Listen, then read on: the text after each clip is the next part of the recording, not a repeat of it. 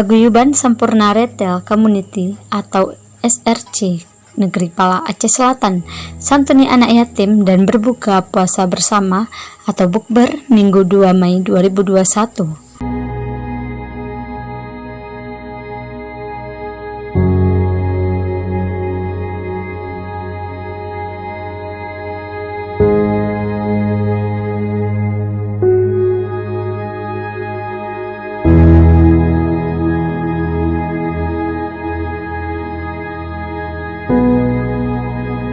Berbuka puasa bersama antara paguyuban SRC Negeri Pala dan anak yatim Gampung Gunung Kerambil tersebut bertempat di Cafe Soang Bambu, Jalan Tekuben Mahmud, Tapak Tuan.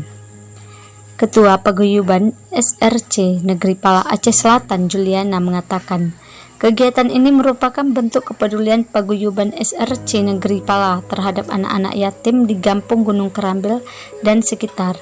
Kegiatan ini juga sebagai ajang untuk menjalin silaturahmi dengan anggota Paguyuban SRC Negeri Pala Aceh Selatan.